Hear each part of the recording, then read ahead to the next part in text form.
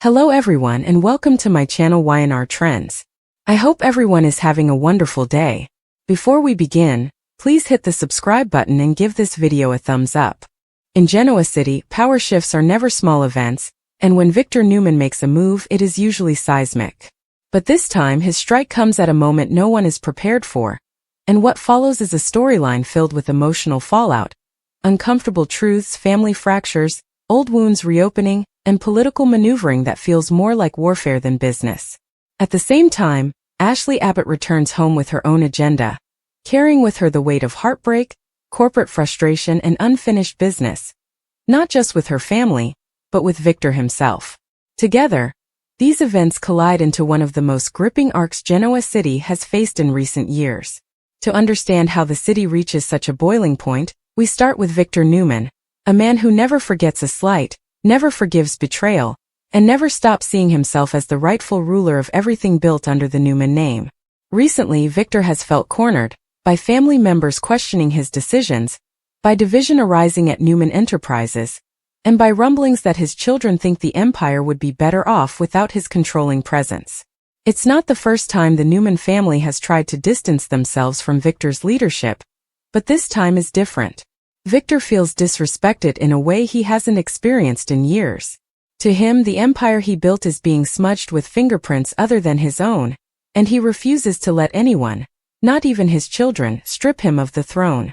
As Victor stews in closed-door rooms, reviewing documents, analyzing stock numbers, and listening in on private chatter through careful corporate backchannels, he begins crafting his next move. His strike is not impulsive. Victor never acts on emotion without a long-term plan. Every step is calculated. Every conversation is analyzed. Every potential response from his adversaries is anticipated before he makes his first move. And in true Victor Newman fashion, his strike is devastating, precise, and aimed at the core of his opposition. But the situation doesn't evolve in a straight line. At the same time, across the ocean, Ashley Abbott finds herself in Paris, worn down but far from defeated. Her time away has been emotionally intense. The aftermath of her storyline with Tucker McCall has taken its toll, mentally, personally, and professionally. Ashley left Genoa City needing space, needing clarity, and needing distance from a personal implosion that left her feeling betrayed, dismissed, and misunderstood by people who should have seen her pain instead of labeling her as unstable. In Paris, she tries to find herself again. Not as an Abbott, not as part of Abbott, not as part of Tucker's chaos, but simply as Ashley. Yet while she is halfway across the world, developments back home pull her attention. Abbott is shifting. The Abbott family is bickering. Billy is trying to assert more influence than ever.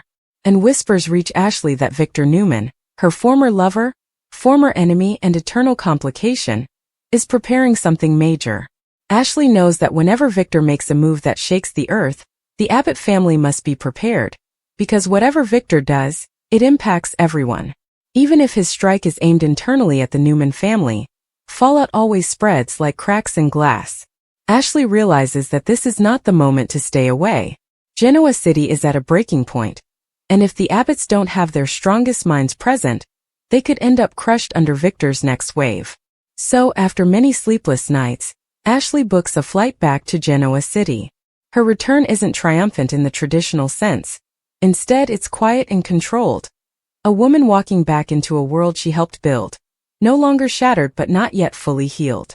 She steps off the plane with a purpose: reclaim her seat at the table, confront Tucker one final time, protect her family, and perhaps on some level challenge Victor Newman directly. Meanwhile, back in Genoa City, Victor's eyes are set on Newman Enterprises like a hawk monitoring prey. He begins analyzing the chain of succession. Victoria has always been his top pick, but she has challenged him one too many times lately, and her independent streak has begun to grate on him. Nikki is distracted by her own emotional battles. Adam remains unpredictable, brilliant, but never fully contained. Nick doesn't pursue power, but that doesn't make him ineffective. It just means Victor can't rely on him to fight tooth and nail for the company as he expects. So what does Victor do? He makes the move no one anticipates. He begins reasserting total control over Newman Enterprises. Executives arrive at work one morning to find new directives signed by Victor. Budgets freeze. Divisions are reorganized. Access to high-level information is restricted unless cleared by Victor himself. No discussion. No warning. No committee vote. The king has spoken. The reaction is immediate and volcanic. Victoria storms into his office demanding an explanation, invoking her decades of loyalty, sacrifice, and strategic brilliance. She reminds Victor of all she has done to prove herself as his rightful heir. But Victor barely looks at her while he signs another stack of documents, his calm demeanor more dismissive than shouting ever could be. He tells her in clipped, controlled tones that loyalty isn't about reminding someone of past deeds. It's about unquestioned trust right now, and he no longer sees enough of that from her. Victoria is stunned. She leaves hurt, furious, and more determined than ever to prove she is still the rightful leader of the company. But Victor's strike isn't personal, not entirely. This is about power consolidation. This is about preventing the decay of the Newman empire. This is about ensuring that when the world looks at Newman Enterprises, they see Victor Newman, not a fractured family squabbling for authority. Adam, on the other hand, watches Victor's power play with a complicated mixture of admiration and suspicion. He has spent most of his life ramming himself into locked doors seeking Victor's approval, never fully achieving it. Now he wonders whether Victor is about to finally hand him the kingdom, or whether he's simply being positioned as another pawn in Victor's elaborate game. Adam tries to engage Victor in conversation, but Victor gives him vague, non-committal statements that could mean anything. Adam leaves the office frustrated, unsure what role he is expected to play. Is he being tested? Is he being evaluated? Or is he simply being used as leverage against Victoria? Nick observes from a distance as he always does. He cares about Newman Enterprises but cares more about the family relationships than corporate crowns. To him, Victor's move feels unnecessary and explosive. He tries to defuse the situation by having private conversations with Victoria and Adam, explaining that fighting Victor head-on usually ends with more scars than victories. But neither of them wants to hear it. Nick is forced to sit back and watch as yet another Newman civil war unfolds. Nikki, meanwhile, sees the warning signs Victor refuses to acknowledge. She knows the cost of his power obsession. She's lived through the decades of emotional wars. She also sees the cracks in Victor himself, the aging titan desperate to prove that he is as powerful, sharp, and irreplaceable as ever. Nikki tries reasoning with him, both as a wife and as an equal partner. But Victor brushes her off, claiming she is letting emotion cloud her thinking. What he doesn't see, at least not yet, is that emotion is the very glue holding their family together. Remove it and everything collapses. Soon, the financial press picks up rumors. Victor Newman is back in full control of Newman Enterprises. Markets tremble. Rivals sense vulnerability. And one of those rivals is none other than the Abbott family. When Ashley Abbott walks back into Jabot headquarters, she doesn't arrive timidly or as a broken woman. She steps into the boardroom with the polished confidence of a CEO, who has rebuilt herself piece by piece. Jack is glad to see her, but just beneath his hug is concern. After all, Ashley didn't leave under stable conditions. Her fight with Tucker, her emotional breakdown, and her struggle with trauma were all recent enough that Jack still feels protective. Ashley appreciates his concern, but she reminds him, she came home not because she is fragile, but because she is ready. Ashley quickly learns the state of the company. Billy has been making bold plays, sometimes too bold. Jack has been stretched thin.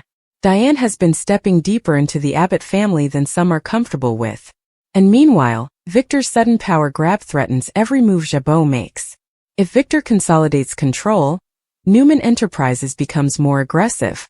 That means mergers, takeovers, poaching talent, and financial positioning that could hit Jabot hard. Ashley immediately shifts into strategist mode. She starts reviewing budgets, divisions, staff allocation, and market forecasts. She challenges Jack and Billy to stop reacting and start anticipating. Victor strikes fast, but Ashley strikes intelligently. She reminds her brothers that if they allow Victor to unbalance the market, he will force Jabot into defensive positions before anyone even notices the pieces moving. Phyllis Summers sat alone in the dimly lit society office, the red glow of the city lights seeping through the blinds and casting long, jagged shadows across her face, her hand still tingling from the sharp sting of Lily Winter's slap, a physical manifestation of the emotional wound that now festered deep inside her.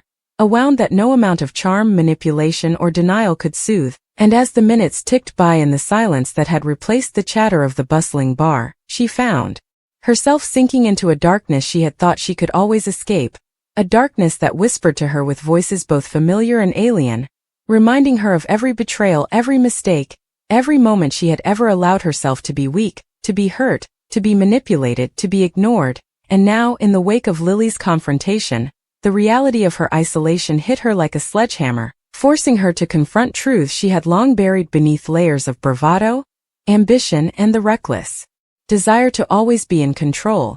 She replayed the moment over and over in her mind, Lily's words echoing with a clarity that cut deeper than any slap could, warning her that Kane did not need another person to destabilize his life, that her presence, her meddling, her schemes, her relentless pursuit of validation, could destroy not only her own life but the fragile threads of happiness for those around her. And the thought that she had been so blind, so selfish, ignited a volatile mix of guilt, anger, and desperation that churned within her chest, making her feel simultaneously vulnerable and dangerous, aware that the only person who could truly understand the storm inside her was herself, yet paradoxically desperate for someone else to feel the impact of her pain, someone to witness the unraveling of the carefully constructed persona she had maintained for decades, someone to pay for the humiliation, the isolation, and the unbearable truth of her own flaws.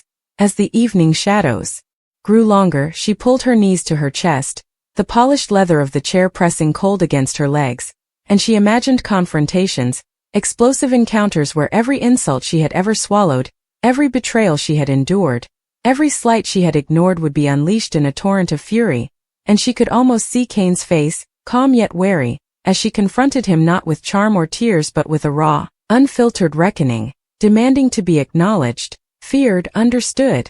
And yet the same thought that empowered her also terrified her, because she knew the line between reckoning and self-destruction was thin, and she could feel herself teetering dangerously close to the edge, the allure of chaos and revenge, a siren song she had resisted before but could feel now curling around her mind like smoke, intoxicating, suffocating, and promising the sweetest satisfaction in moments of utter ruin. She thought about every person she had manipulated, every lie she had told, every betrayal she had orchestrated, and suddenly it all seemed hollow, meaningless, a series of missteps that had built a fragile empire of deceit that could crumble with a single miscalculation, a single word, a single revelation, and she realized with a jolt that the slap, the warning, the very presence of Lily Winters had cracked that fragile veneer permanently, exposing a core of vulnerability she had spent years denying.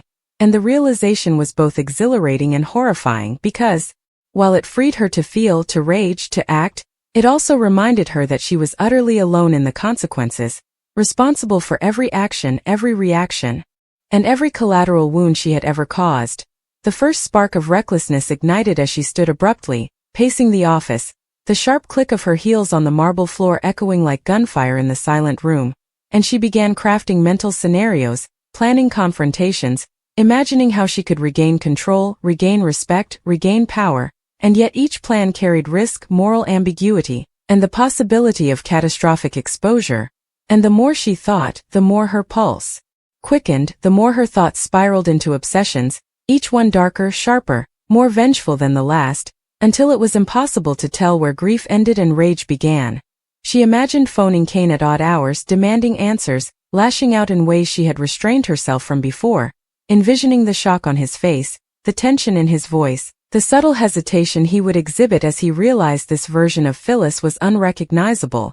Not the woman he had loved, not the manipulative charm he had mastered, but a force of raw emotional chaos, a storm with no warning, and she smiled darkly at the thought, knowing that the power of fear, of uncertainty, of unpredictability was intoxicating and exhilarating in a way few things had ever been, yet simultaneously knowing that such a path could consume her entirely, leaving nothing but ashes of her former self. The anger spread like wildfire, touching memories she had tried to suppress, confrontations with Christine, moments with Jack that ended in heartbreak, Daniel's eyes full of disappointment when she had failed him, Kane's patience worn thin, Billy's subtle snubs, even Victor's commanding presence that had always reminded her of her own limitations, and now each memory became fuel for a mental furnace, igniting plans of escalation, schemes to unsettle, maneuvers that would place her back at the center of power and attention, regardless of the moral cost. and she imagined telling Lily, bluntly and unrelentingly, that she would no longer be underestimated, that she would seize every opportunity to remind everyone, including herself, that Phyllis Summers could never be dismissed, diminished, or ignored, no matter the consequences. In the depth of her plotting, she allowed herself to imagine more extreme scenarios, each more daring, dangerous, and destructive than the last, envisioning confrontations at the Abbott mansion, manipulations of Daniel's career, subtle sabotages of Kane's work, whispered rumors that would ripple across the city, all delivered with her signature blend of charm and menace, each designed to destabilize, to provoke, to remind the world that she was still here, still relevant, still terrifying when cornered. And as she sat back in the chair, breath ragged, chest tight, hands trembling slightly, she realized that the line between control and chaos had blurred completely, that the darker impulses she had long restrained were now unchained.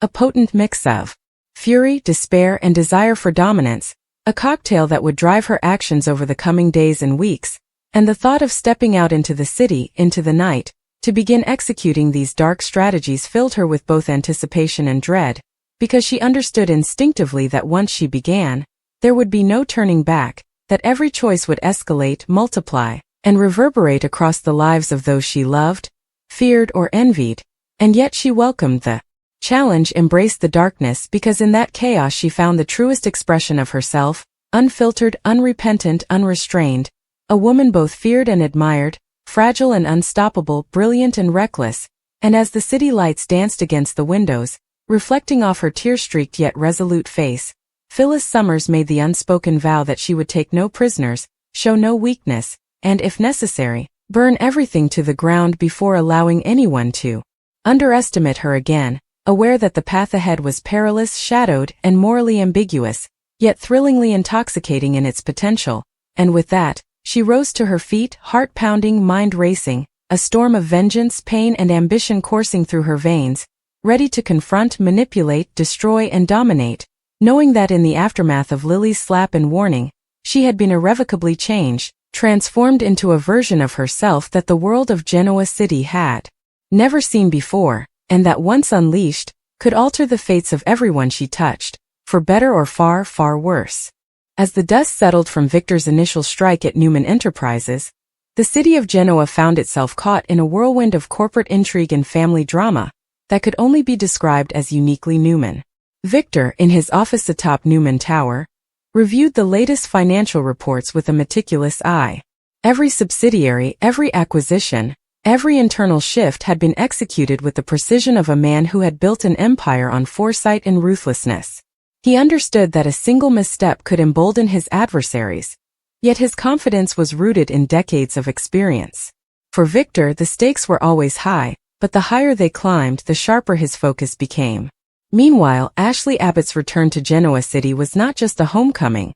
It was a declaration. She had not come back to passively observe. She had come back to act. At Jabot, she immediately began implementing strategic moves designed to fortify the company against Newman encroachment. Departments were reorganized, redundancies eliminated, and key personnel were realigned to positions where their skills could most effectively counter Victor's aggressive maneuvers. Ashley's presence alone shifted the energy of the Abbott offices. Employees who had felt disheartened by past instability now found a renewed sense of purpose, and the Abbott siblings, including Jack and Billy, found themselves working harder to match her pace and clarity. Victor, of course, was fully aware of Ashley's capabilities, and he had anticipated her return long before she landed in Genoa. In his mind, she was one of the few opponents who could truly challenge him, not just in the boardroom, but in the subtler arenas of influence, persuasion, and legacy. While Victor respected Ashley's intelligence, he never underestimated his own capacity for control, manipulation, and strategy. He began reaching out to key players in the market, quietly solidifying partnerships that would preempt Jabot's efforts. Legal maneuvers, shareholder alliances, and selective disclosures were all part of his layered approach to ensure that, even as Ashley repositioned her company, Victor maintained the upper hand. The tension between the two corporate giants was palpable, and it did not stay confined to the boardrooms. Across Genoa City, social gatherings, charity events, and even casual encounters at local restaurants became arenas for subtle power plays. Victor's associates watched for signs of weakness in the Abbott leadership, while Ashley's team observed Newman executives for any cracks they could exploit. Every dinner conversation, every handshake, every seemingly mundane interaction was scrutinized for hidden meaning, and both sides understood that perception was nearly as powerful as action. Yet despite the business chess game, personal dynamics continued to complicate the story. Victor's children, Victoria, Adam, and Nick, were each responding to the strike in their own way. Victoria, ever ambitious and deeply protective of her vision for Newman Enterprises, began reaching out to investors and former allies, quietly plotting to regain influence. Her meetings were intense, strategic, and often fraught with tension, as she attempted to marshal enough support to counter her father's consolidation of power. Adam, always the wild card, oscillated between defiance and alliance. He recognized that Victor's plans were designed to test loyalty, and he knew that making the wrong move could result in exclusion or worse. Nick, meanwhile, was increasingly frustrated, observing the familial and corporate infighting with a mix of exasperation and sorrow. He understood that Victor's intentions were often rooted in love and protection, but the methods, domineering, unilateral, and uncompromising, left deep scars on those closest to him. Ashley, however, remained a steadying force for the Abbotts. She reminded Jack and Billy that unity was their greatest asset. Her strategy extended beyond immediate corporate maneuvers.